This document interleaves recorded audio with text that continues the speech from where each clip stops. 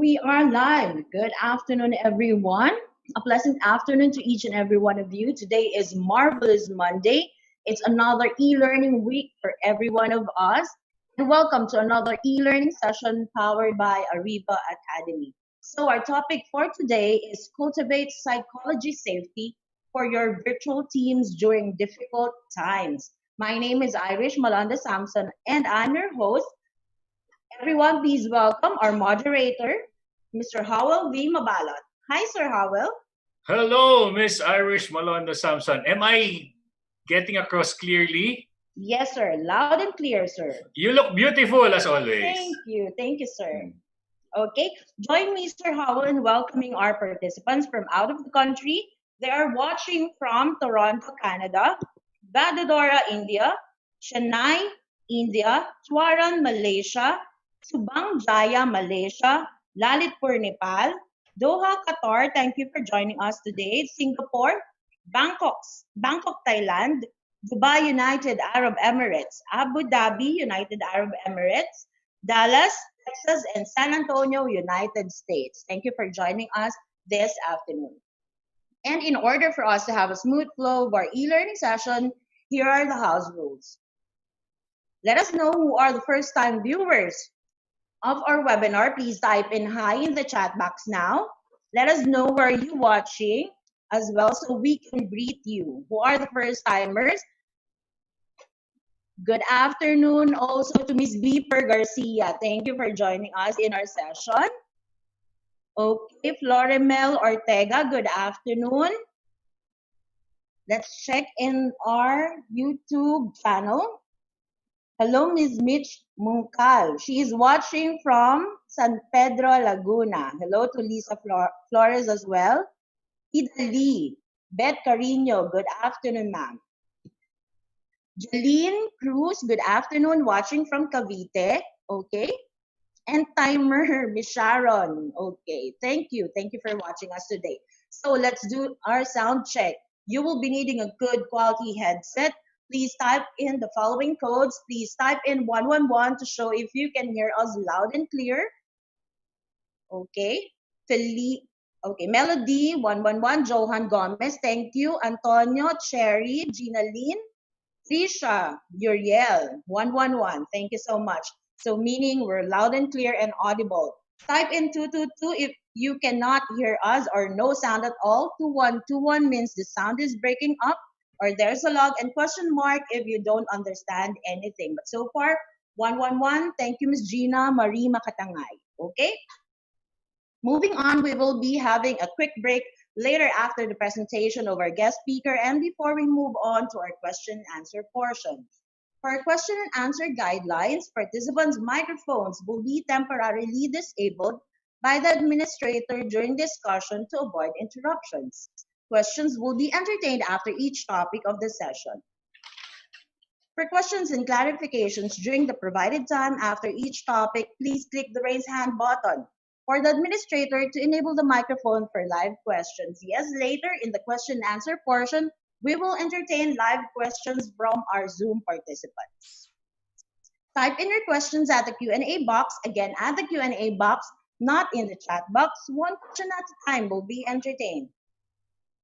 Comments and feedback, please scan this QR code. This will be directed to our feedback form. Please send us your comments, suggestions, topics to discuss in order for us to improve our future e-learning sessions. And now, to discuss Cultivate Psychology Safety for your virtual teams during difficult times. Mr. Howell Mabalot, please introduce our speaker today. Thank you, Miss Irish. Am I still clear? Loud and clear, sir. So I'll take advantage of this opportunity to do a special shout out for our VP, Michelle Abundo Muncal, Ms. Lizzie Flores, and Kuya Earl Flores. All right, and for all the Ariva Academy family, thank you for watching. Our speaker for today has been a human resource leader for 16 years before becoming the founder and organization development consultant of Breakthrough Catalyst. Her span of wide HR experience encompasses the Singapore civil service, multinational companies, and the private sector. She specializes in organization development, change management, leadership development, team psychology, safety, and workplace performance coaching. She is the only Asia Psychological Safety Facilitator by Academy of Brain-Based Leadership. Wow. And she will be taking us through the topic, Cultivate a Psychological Safety for Your Virtual Teams During Difficult Times. Everybody, put your hands together for Miss Jasmine Liew. Thank you. Thanks, Howard. Thanks, Irish, and also Ariva Academy for this chance to do a live webinar right here in Singapore. I'm sure a lot of you are calling in besides Philippines, Singapore, and different parts of the world. It's of June and it's raining cats and dogs here in Singapore, but I see this as a positive sign.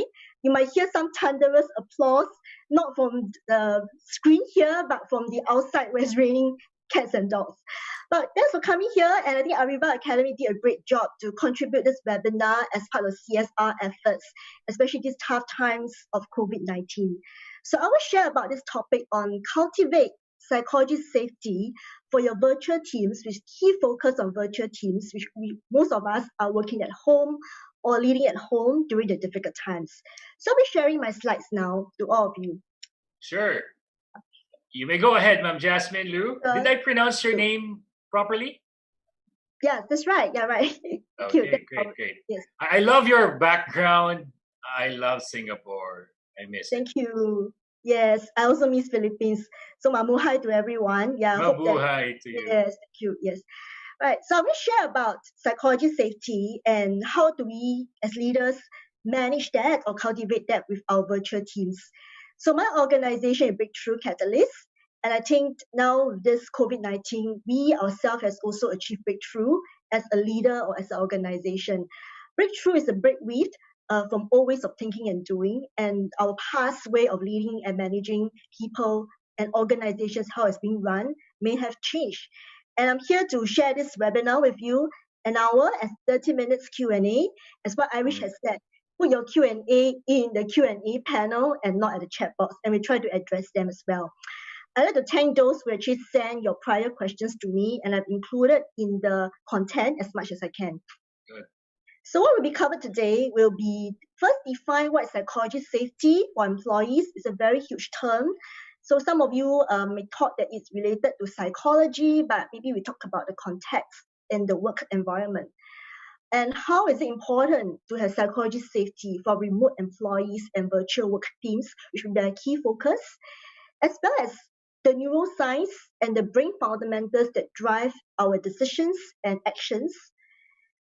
Next, understand the safety domains that we all have in a work team.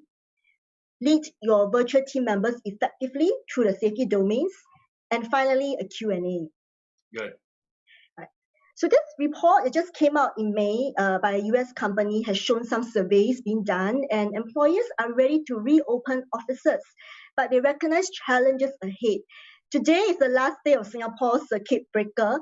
For some companies, I think in Philippines, they are also having a little bit of lockdown, working from home. And tomorrow we are going to reopen in Singapore. I think Philippines as well. So over 425 businesses in this US states took part in the survey. They actually found some kind of concerns. And through this survey, many companies are still holding back and still prefer their staff to work from home. So we shall do a poll now, a real-life poll in Asia context, especially with Philippines companies, majority over here. We're going to start a poll, and these questions will be posed by Howell, which is the work arrangement. So Howell, we're trying to share with them what's the poll questions. Sure, ma'am, Jasmine. So to all our participants here at the Zoom room, choose one of the three that's been provided. Working arrangement due to COVID-19, will you choose A? We will allow employees to continue to work from home. Or B, we will stand by our safety measures and insist these employees come to the office, or letter C, unsure at this time. By the way, Ma'am Jasmine, today is what we call the general community quarantine as our participants answer the question. Sure. Now, this is the first day where we can go back to our offices.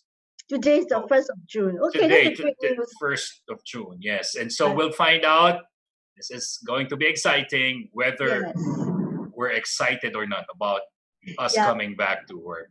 with 130 people or companies, right? For Yes. Singapore, tomorrow is the first day of school. Our students has been at home for about 2 months. Yeah, and We've we are been home still, since March 15. It's 77 straight days. 78 days. okay. Wow, that's great. So at this moment, 60% has voted, and you could see 80% still prefer the employees to continue to work from home. And 17% is stand by safety measures and insist they come to work. And still there's 5% that's unsure at this time. Yes.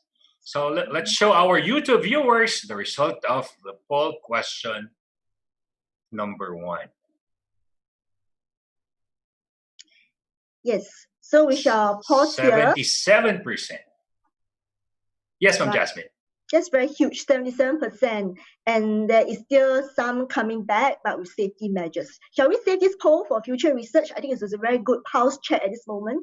So I'll move on and we shall stop the poll now. We can see the majority of you are still 77% allowing employees to work from home.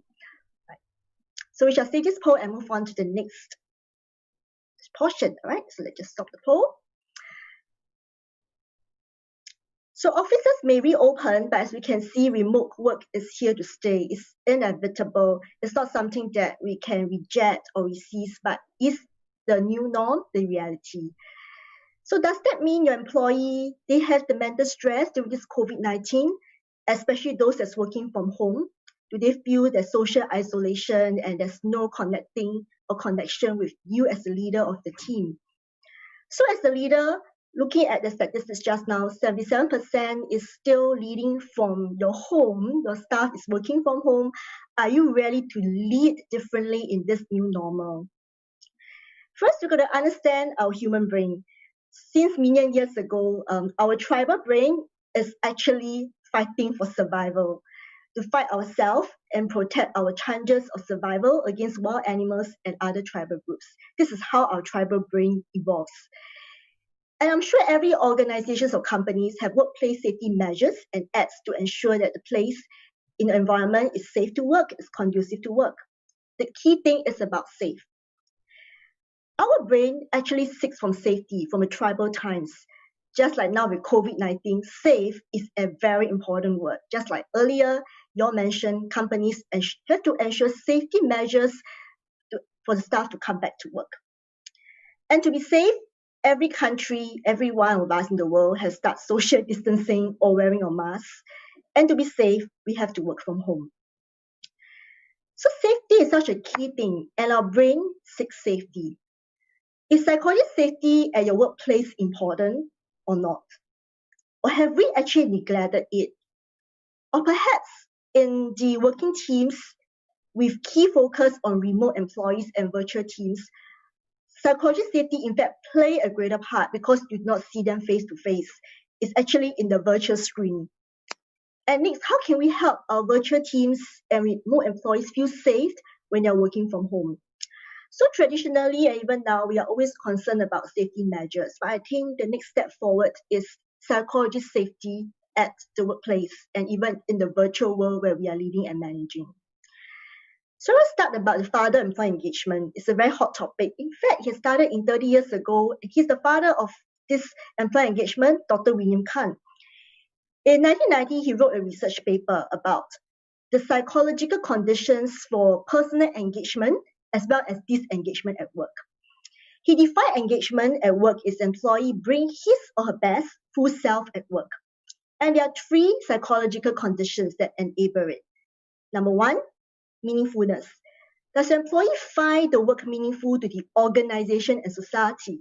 So that's the reason why I decided to support Ariva Academy, because it's really meaningful to do this. It's for CSR purpose to help the Philippines community in overcoming the COVID-19. Next, safety. Does the employee feel safe to bring their full self to work without risk of negative consequences? And third, availability. Do they feel mentally and physically able to harness their full self? So among these 3 psychological conditions, safety is already a key thing. And his recent interview in 2015, he mentioned that we as leaders have to treat our employees as true partners to have this continuous dialogue in improving our roles and work processes.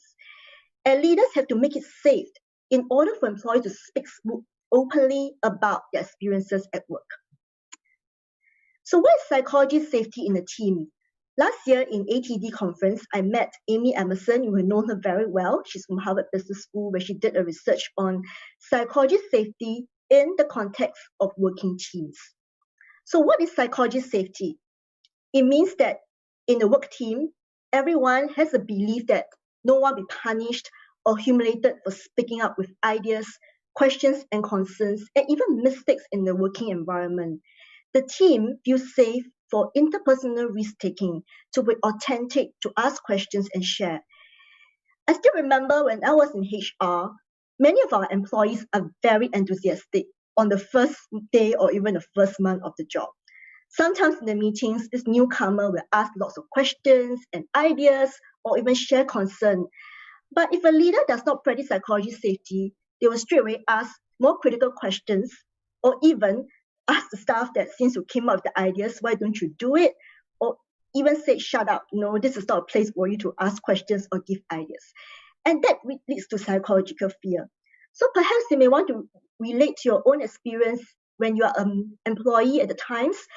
What kind of leaders have provided psychology safety for you where you feel that you have the freedom to speak up and ask questions or share ideas or even mistakes, but you're not being punished for speaking up?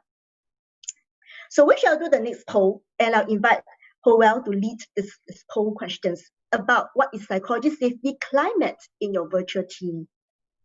Thank you, Ma'am Jasmine Liew. And for our participants here in the Zoom room, please type in your answer or choose between or among three choices A, B, C, D, and E on what is the psychology safety climate of your virtual team.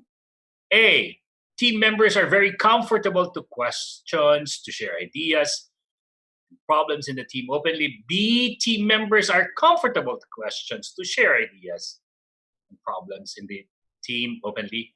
C, team members may be comfortable at certain times to question, to share ideas and problems in the team openly. Or D, team members are not comfortable to questions, to share ideas and problems in the team openly. And letter E, team members do not post questions, share ideas and problems at all. We'll see the intensity of level of trust, feeling of comfort, and the idea of sharing openly their ideas about problems in the team. A, B, C, D, and E. Type in your answer now. So, Ma'am Jasmine, if I may ask you, as they type in their in the most recent seminars or webinars you conducted, what was which of the five was the most popular of the answers? That's right. Actually, amongst all these five, B, that was in Singapore, most of the Singapore companies, they mentioned B and C. B is good. B is good. And yeah, but I would say most are at C. They're comfortable at certain times, not all the time, right? And of course, there are some who's not comfortable. So we here, the poll, and you want to share the results of the poll? Yes, we have seen the results. So, Dr. Jasmine, it's B. Same with Singapore. In the Philippines, we are comfortable to questions, to share ideas and problems in the team. Right, and followed by some that is comfortable at certain times. That's quite close. That's 25% and 17% Yes. comfortable. And only 9% don't feel comfortable at all. Yes, and I'm quite happy to know the last question. Only 2% felt that they do not post questions or share ideas at all. Right, let's see. We hope to hear from them later. Great. So we shall save this poll and then let's move on to how can we create and cultivate this climate in the virtual space. Exciting. That's exciting. Right. So I'll stop the poll here. So I'm going to relate this to mental health at work because I see many questions about mental health. And I thought that is something that you can relate to. When there's a poor climate of team psychology safety, we're talking about teams, the mental health that will happen to you as a team member. Feeling alone, working from home can cause social distancing and disconnecting. And it can be pretty depressing in the virtual work environment where you hardly have connection with your leaders in your team. Unable to express your views and ideas or questions during this time because you're fearful they'll be judged by your leader and your team and decided to just keep quiet. Or you've been criticized and ridiculed before in your virtual meetings. So once bitten, twice shy, being shamed by a boss or team member, you decided not to participate anymore or ask questions, and this affects your self-esteem. Or perhaps there's a lack of emotional support from your leader and your team. The workplace in the virtual space can be very toxic, and that hinders you from being at your best at work. And lastly, I'm sure now with working from home, our life and our work is integrated. It does affect the quality of personal life where you so much daily virtual meetings and micro reporting to ensure that you are working from home and not resting at home. And lastly, not feeling appreciated or valued by your leader and teams. So Google did a recent research of 2 years across 180 teams. And what's the number one factor for high-performing team, which may also relates to virtual teams? Many of us think that high-performing team must be a great, inspiring leader, or they've recruited experienced, qualified team members, or perhaps they have very great goals, KPI setting, process, or even ensuring that things are done. But through their research, the number one factor is psychological safety. Before we talk about leadership, structure, process, KPIs, or resources, or people's capability, it's about the team members in the team. Do they feel safe to take risks and be vulnerable in front of each other? Or do they just keep quiet, do not ask questions, and do not share problems they face at work? So in Singapore 2018, our Straits Times, our national newspaper, did also an article about getting staff to speak up actually boosts productivity. But a lot of leaders may think, giving my staff air time to speak up doesn't waste more time. We've got to have long meetings. We cannot come up with a decision. And perhaps, it's a waste of time debating and having conflicts on what is the ideas that we should adopt. But through this paper, the research shows that the more comfortable the employee feel about speaking up, the more productive they are, because employees at different levels, they have real experience to share ideas and areas for improvement. And a sense of psychological safety among employees can help to handle disruptions in this rapid changing digital economy. So I'm going to share the research done by Neuroscience, and this is based on the Academy of Brain-Based Leadership, linking psychology safety with our neuroscience. So these are the group of certified team debrief facilitators. We went through a very rigorous process, and currently I'm the only one in Asia certified in this program. And Dr. Dan, he's a neurologist. So I'm not a neuroscience trained, but through this program, I'm going to share with you some brain fundamentals that tell us about brain and our psychology safety at work. So this is another paper in 2004. It's pretty medical, but I'm going to dissect for you to understand why rejection hurts. There is our physical pain and our social pain. There is actually a shared pathway. If you look at this MRI scan, on the right and on the left shows a physical pain, and on the right shows a social pain. What it means that there's an overlap between physical pain when we experience bodily injured or hurt by someone, and a social pain when social relationships are damaged or hurt, are threatened, is actually a shared system. What it means here is that our physical pain and the social pain are all interrelated. Sometimes you can recall that physical pain comes about when you're being injured or hurt in a bodily reaction, but social pain could also make you feel unsafe, and that also can cause the kind of pain you have. So brain fundamentals from a neuroscience perspective from the MRI research shows that our brain will detect clues that is harmful to our survival, such as physical danger and social rejection. Since tribal times, that's how the brain works.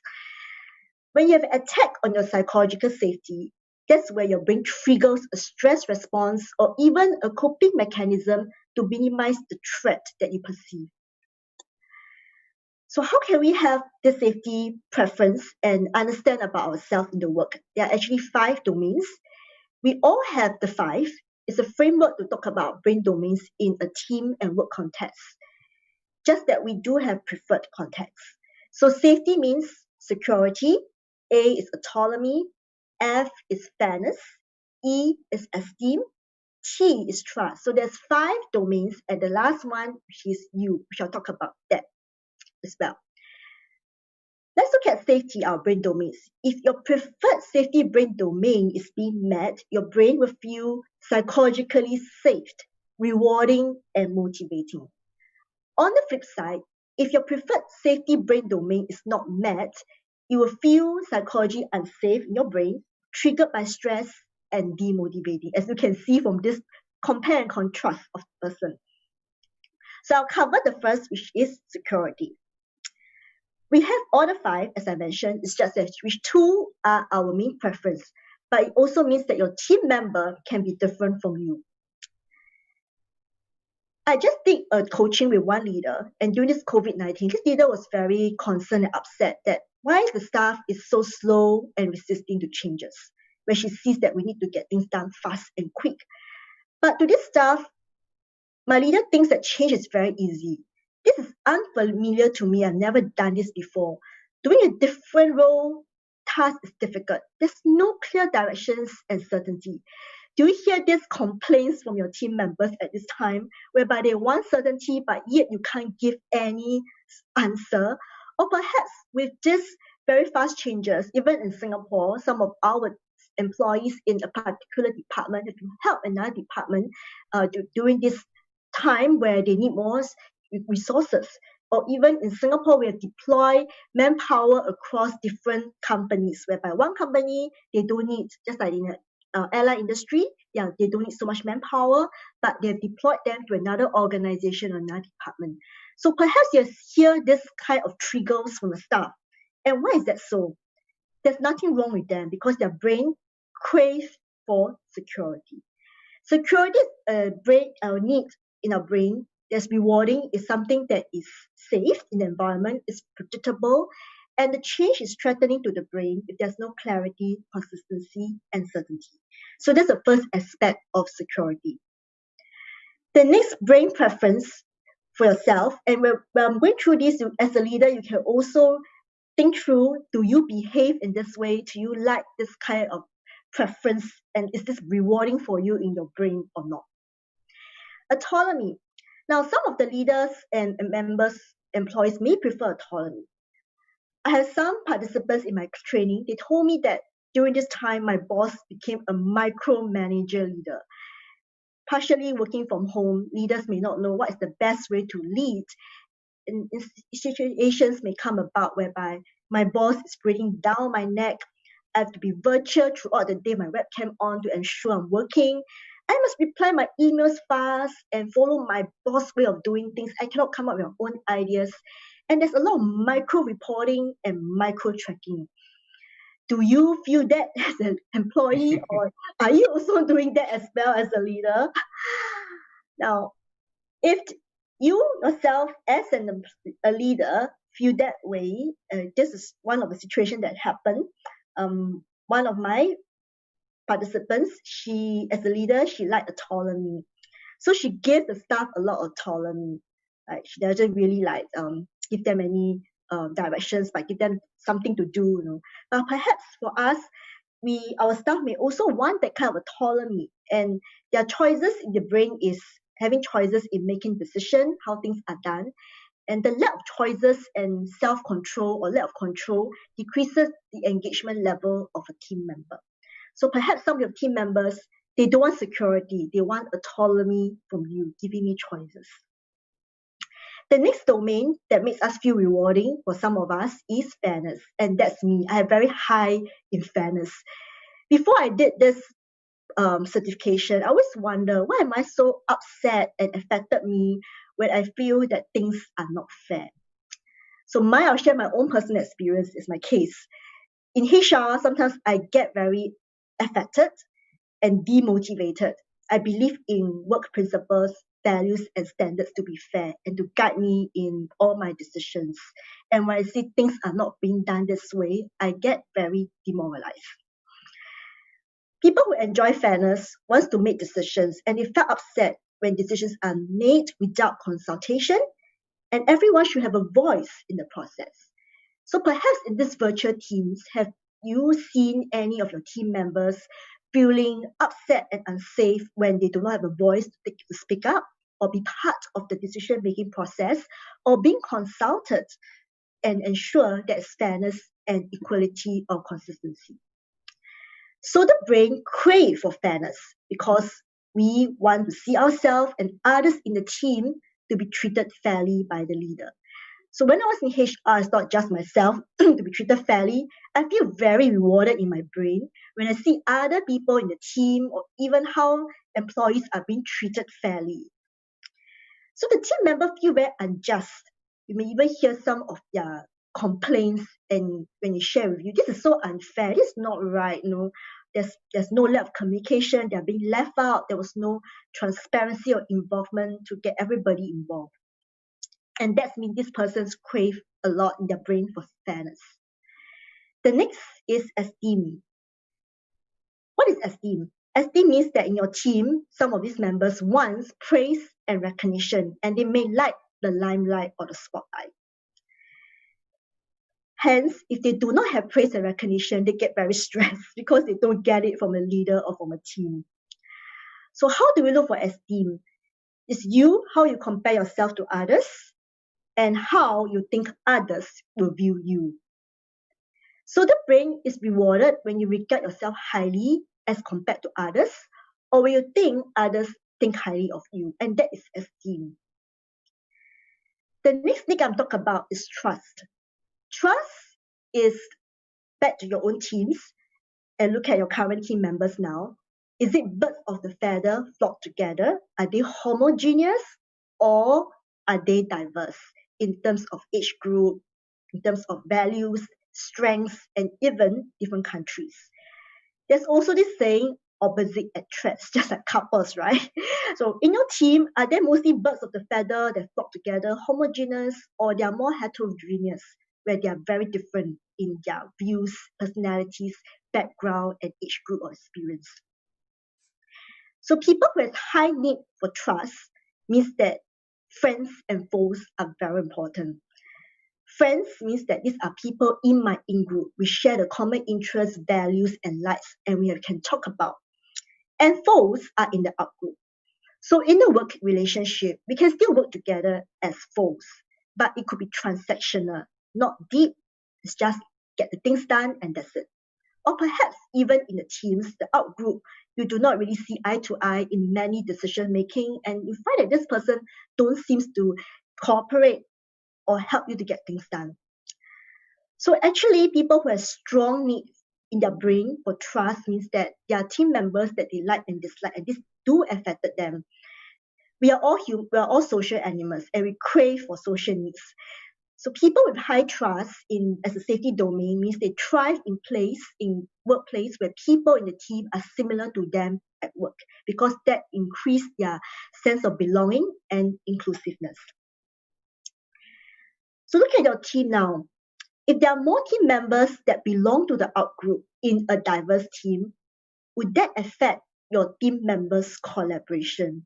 That means most of them see themselves as out-group, but they will still get things done. They're still part of the team in terms of job title or department, but you just felt that most of the time there will be certain people that feel they're out-groups. The last is you. This is not out of the 5 domains, but you means that you has a chance to actually change. So from these safety domains, from the neuroscience research, we actually discover what is your brain preference, and you have a better self-awareness, like what will reward you. And of course, if that reward in the brain is not taken away, it can be triggering you and creating stress, disengagement, and demotivation. Like earlier I mentioned, my highest brain preference is fairness. It can be rewarding for me, but when there's low fairness, it became a trigger point for me. So leaders and team members can have psychological safety to take interpersonal risks, to share about the brain preferences. It's not a bias or pigeonhole, but talk about how each of us have our brain preference, and this will brings more clarity in terms of how we communicate and get things done to clear miscommunication as well. The team can be more aware. And it's very powerful in the virtual teams. COVID-19 is not going to end soon. Even today's newspaper, they talk about WHO. It's going to be sometime, we do not know when. So virtual teams, remote teams is going to be part and parcel of our organization and as leaders. So how can we be more using the safety domains to help us to connect and not be affected when you as a leader and employee do not see eye to eye in certain things? Just like I mentioned, all of us have the 5 domains: safety, and also autonomy, fairness, esteem, and trust. So from this profile that we did, we actually get every employee and leaders to do. For instance, this could be a leader. You can see the highest score is 7.4. So he values a lot of in-group inclusiveness. And the second highest is fairness. And the third is autonomy, 6.4. So we usually look at the first 2 and 3 to understand which are the top 2 or 3 brain preferences you have. So a leader that I coach, she has very high autonomy. So that's why she thought that since my brain 5 autonomy is rewarding, I also treat my staff the same. I don't really give them much instructions. They should know what to do. I just tell them these are broad ideas, this is a timeline, and I expect these results. But the staff with very high security will get very stressed because my boss is not communicating with me and think it's so easy to be done. It's so unpredictable and uncertain. And for someone who made decision without including anybody or making others feel safe, the person with high fairness will felt threatened and disengaged. And again, if a leader do not value esteem, they may not give recognition and praise openly or freely. The staff who wants esteem needs may felt neglected. So from here, knowing each other's preferences, we can take the interpersonal risk-taking even at a higher level. So what I usually do is, based on the brain safety domains, I will always ask the team what is similar and different between the leader and the team members and amongst the team members. And how can we actually complement and collaborate? Rather than seeing things differently, what are the strengths and how can we complement each other? And perhaps also identify some sources of current and even future conflict so that we can do something about it. At least now we know what makes me so upset and triggered is not because it's that person. Rather, we all, our brain crave for safety, and we all have different safety domains in us as our preference. Next, how can we improve our virtual team psychological safety? Maybe in the work teams, it's easier because we see each other face to face, body language straight away, you will know what to say, how to say, and when to say. But in the virtual team, it's a bit more challenging. By knowing our team psychology safety, we can start to protect and nurture each other's safety needs. And we become more sensitive to our safety drivers and triggers. As I mentioned in the earlier slides, from the neuroscience research, physical pain and social pain, in terms of social rejection, where you felt threatened and safety domains are being triggered, they all fall in the same brain pathway of pain. Next, appreciate the safety perspectives of every team members, because it doesn't mean that an employee who thinks different from you is because they just do not see eye to eye, but now you understand that we all crave for safety and there's nothing wrong, and just that the brain fundamentals and domains are different. This promotes openness and interpersonal risk-taking in the virtual space where we can share ideas, ask questions and opinions, and even feel safe to speak up our problems. I think in Asia, we tend to be afraid to speak up our problems. We felt that we could be judged, or we want to have self-preservation from our leader or team members that we are good, we have no problem. And this kind of psychology and safety will lead to a lot of issues that is undercurrents and things are not being done. Finally, we can harness the strengths of the safety, diversity of the team to build high-performing teams and value-creating teams. As done by Google research, the number one factor for high-performing team is not the leader, it's not the team members' expertise alone, but experience is psychological safety. That is the main fundamental climate. So these safety domains, some key takeaways for this webinar. Those who are keen, email me and I will be able to send you a complimentary safety profile that for you to identify amongst the 5: security, autonomy, fairness, esteem, and trust, which is your highest preference. And I'll be able to do a coaching session with you to identify and understand more about these safety domains and how have you faced any challenge working in your team members who has different safety domains from you. And of course, Ariva Academy for bringing this opportunity to be here from Singapore live virtual space. I think that creates such a huge breakthrough. We don't need to be here physically anymore at this moment. Psychological safety as the key to high performing and value creating teams. You can contact Ariva Academy for virtual programs that I can do under Team Safety Workshop for the organizations in Philippines. I decided to save more time for Q&A. I think that is more interactive and something that you're sure want to know at this moment. But the context will be on psychological safety. Right, so I hand over to Howell. Thank you so much, Ma'am Jasmine Liew. Everybody put your hands together. Thank you. Wow. Silence applause. Okay, also few virtual applause. Yes. So happy. 40 minutes of intense, highly informative workshop. And you know what? I have a lot of takeaway already in a matter of 40 minutes. I love that you want us to be more aware of safety. And the acronym safety, security, autonomy, fairness, esteem, trust, and view will be very useful. And this is current. This is timely. And this is what we need, especially in times when people now are uncertain and are unaware of what will they'll be getting when they come back home from work today, being the first day of work here in NCR.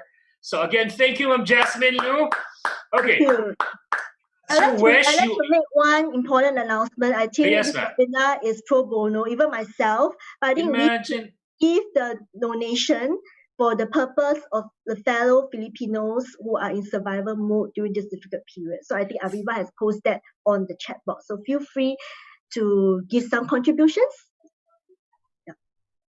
And we will follow your example for doing it pro bono, doing it for free. Then we will do something and give something for free in return. So don't you go away, everyone. We'll pause for a 2-minute break. And what will happen is that during 2 minutes, Ma'am Jasmine Liew will maybe grab a bite or sip a cup of coffee while you in the Zoom room can type as many questions as possible related to psychological safety. I'm so excited already. And when we return, if the first part has been very exciting and informative, I believe the second part will be even more. So don't go away. We'll be right back. We promise.